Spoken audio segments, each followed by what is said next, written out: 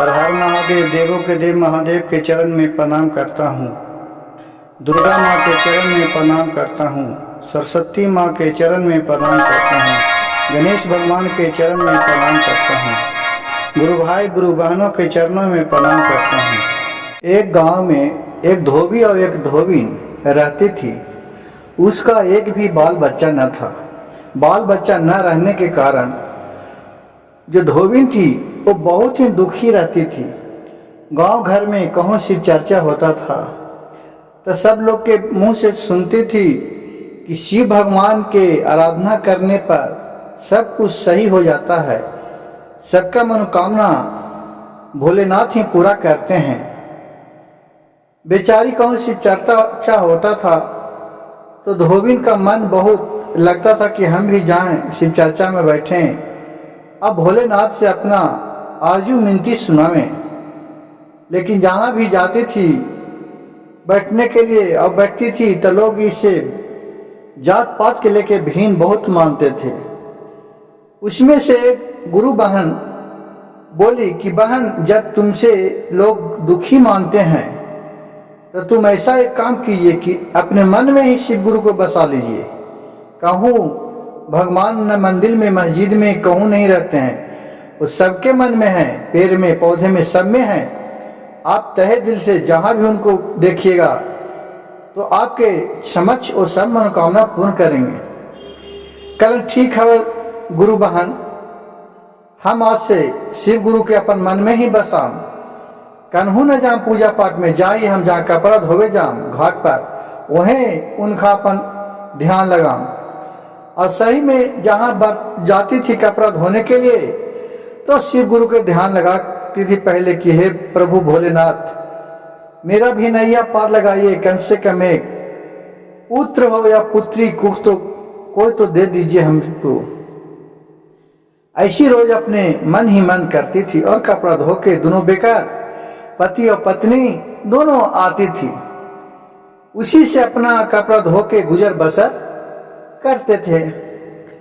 एक दिन के बाद हुआ कि उधर से एक मोटरी में एक लड़की दहर नदी में आ रही है जहां एक कपड़ा धो रही थी।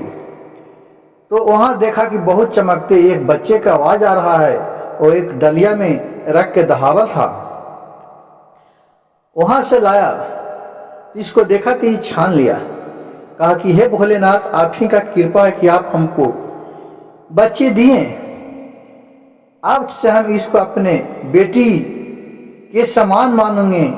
ये भोलेनाथ की कृपा है कि हमको दिए हैं। लेकिन जो उसका पति था धोबी, वो बोला कि नहीं नहीं, ये एक अनाथ बच्ची है, अगर हमको कोई जानेगी तो थाना में रिपोर्ट करके हमको जेल भेजवा देगा, हम नहीं रखेंगे, चलो इसको थाना में दे देते हैं। धोबी कहा कि नहीं नहीं, हम इसको अपने पास रखेंगे, हम किसी से चुरा के नहीं लाए हैं कि हम उससे डर है, हमको भोलेनाथ दिए हैं। और फिर वहां से आके और अपने बेटी को समान उसे पालन पोषण करने लगा। कुछ दिन बीत जाने के बाद जब धोबिन के पति से अपने बोले कि हे जी, जब इस बच्ची को मैं पढ़ाने के लिए स्कूल में भेजना चाहती हूँ, अब कुछ कपड़ा लता और इसको पोशाक उशाक ला दीजिए। तो उसका पति बोला कि हे महारानी, हम तो उतना कमा भी नहीं सकते हैं कि जो मैं इसको पढ़ा सकते हैं। कि भले कोई अच्छा घर में चल जाता, अपना अच्छा तरीके पढ़ लिख लेता, हम लोग के तो खाने के लिए खुद नहीं है, तो मैं बच्ची के कहाँ से पढ़ाऊं। तो उसका पत्नी बोली धोबी के कि हे प्रभु, जो मेरे दवा में के लिए बीमारी के लिए पैसा रखे हैं, वही पैसा से इसको ला दीजिए कपड़ा लता, मैं इसको अब स्कूल भेजेंगे पढ़ाने के लिए। धोबी बोला कि नहीं नहीं, मैं नहीं ला सकती हूँ, वो तुम्हारे लिए पैसा रखा हूँ धीरे धीरे जमा करके। कहा ठीक है, तब हम ही काम करके अपने बेटी को पढ़ाऊंगी। और फिर धोबी के पत्नी ने अपने खोजते खोजते काम खोजते खोजते कि चलो कहूँ काम मिलता है तो मैं करूँगी और अपने बच्ची को पढ़ाऊँगी। अब वह खोजते खोजते कहूँ काम खोज रहा था, कोई उसको काम नहीं दे रहा है। दुआरी दुआरी जा रहा दरवाजा के कि काम है बहन, कुछ काम हमको करने के लिए दे दीजिए, जो भी पैसा दीजिएगा हम अच्छा तरीके काम करेंगे। उस गांव के बाहर एक सेठ के औरत थी खड़ा। वो बोली, इसको जब खोज रही थी काम तो सोची कि चलो इससे अच्छा मौका नहीं मिलेगा, मैं अपने घर में काम करने के लिए इसको रख लेता हूँ और आधा पैसा दूंगा, आधे पैसा पर काम कराऊंगा। उसको मन में बहुत लालच थी, वो बहुत ही दुष्ट विचार की थी जो सेठाइन थी ये। लेकिन इसका मजबूरी था, इसका हौसला था धोबिन के कि मैं अपने बच्चे के पढ़ाऊं और पढ़ा लिखा के अच्छा आदमी बनाऊं। फिर उसके कि यहाँ गया तो बोला कि ठीक है काम मिलेगा मालकिनी, तो बोले कि हाँ मिल जाएगा, मैं 3,000 रुपया दूंगा और झाड़ू पोछा दोनों टाइम खाना बनाने पड़ेगा। कहे कि ठीक है, अपना झाड़ू पोछा करे और खाना ना बनाए और फिर पेमेंट मिले तो ही से अपना जाए और घर में अपने बेटी को स्कूल में नाम लिखाया और उसी से पढ़ाई लिखाई धीरे धीरे चालू कर दिया। धीरे धीरे पढ़ते पढ़ते उसका जो बेटी थी धोबिन के, वो डॉक्टर बन गई। और ये उसका गला में एक ताबीज था, वो ताबीज बहुत महंगी थी। वो ताबीज को जिस औरत के था वही औरत दे के दहाया था कि कम से कम ये ताबीज को लेके सोना के ताबीज था कि जिससे इसको परवरिश हो जाए। फिर जब डॉक्टर बन गई तो आके अपने मम्मी से बोली और अपने पापा से कि पापा अब आप लोग के काम करने का जरूरत नहीं है, आप लोग बहुत कष्ट झेले हैं, आज शिव गुरु के महिमा से हम अच्छा डॉक्टर बन गए हैं, हमको जॉब लग गया है, अब मैं कमाऊंगा और आप दोनों को बैठा के खिलाऊंगा। ये सब सुन के धोबी और धोबिन बहुत ही खुश हुए और शिव गुरु के प्रणाम किए। हे महादेव, आपका महिमा कोई नहीं जानता है कि आप किस रूप में कहाँ किसको मिला देते हैं।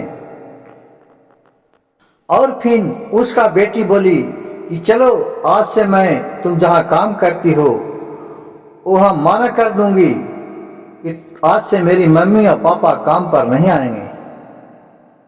कहा कि चलो, और फिर वहाँ तीनों गई, उसके माँ और पिता और बच्ची बोली सेठाइन से कि सेठाइन कल से मेरे माँ पापा नहीं आएंगे, मम्मी काम पर नहीं आएगी, क्योंकि अब मैं अच्छा जॉब पा लिया हूँ, मैं एक डॉक्टर बन गया हूँ। ये सब बात सुनकर जो सेठाइन थी वो बहुत ही लोभी विचार की थी। वो देखिए ये डॉक्टर बन गई, इतना गरीब घर में जिसके खाने के लिए भी तरसता है, उसका बेटी इतना पढ़ के डॉक्टर बन गया। तो टक से उसका नजर गया उसका जो गला में पहले था ताबीज, उस पर देख रहा कि बाप ये तो एक धोबी कमाने वाला आदमी, इतना महंगा ताबीज ये लड़की के गले में है। लेकिन ताबीज किसका है तो देखा कि वही ताबीज वही लालची औरत की थी। वो देखी वही औरत थी जो इसको गंगा जी में बहाया था, इसी का लड़की थी। वो अपने लड़की को चिन्ह लिया अब बोला कि बेटी तुम मेरा ही बेटी है, तुम इसका बेटी नहीं है, तुम हमारे बेटी है, अब हमारे पास रहो, तुमको इसके यहाँ रहने का जरूरत नहीं है। तो धोबी के बेटी ने बोली कि आप कैसे बोल रही है कि हम आपको बेटी हैं, आप बताइए। तो बोली कि देखिए जब तू पैदा हुई थी तो इतना तिलक दहेज आज चल रहा है, इसी से बोलने के डर से हम आपको गंगा जी में ये ताबीज पहना के अब बहा दिए थे। और आज फिर देखिए प्रभु का लीला कि आज फिर तू मेरे पास आ गई है। अब तुमको कहूँ जाने की जरूरत नहीं है, हमारे पास किसी तरह का कमी नहीं है, अब तुम हमारे पास ही रहो। लड़की बोली कि तुम मेरी माँ नहीं हो सकती है। माँ तुम जन्म देने वाली है, लेकिन जो पालन करने वाली है, अच्छी हकदार ये है, क्योंकि उन्होंने हमको संस्कार दिया है कि किस तरह से बाल बच्चे को रखा जाता है। नारीन हो जो कि जन्म देते हमको तू गंगा जी में दहा दिया। अब तुम मेरी माँ नहीं हो, तुम लालची माँ हो। तुम्हारे जैसे माँ के हमको जरूरत नहीं है। ये तो शिव गुरु के महिमा है कि मैं बच गया और इनके पास आ गया। सब प्रभु का लीला है। मैं तुम्हारे पास नहीं रह सकती हूँ, मैं तुम्हें माँ नहीं मान सकती हूँ और तुम हमारी माँ नहीं हो। मेरे माँ यही धोबी और धोबिन है।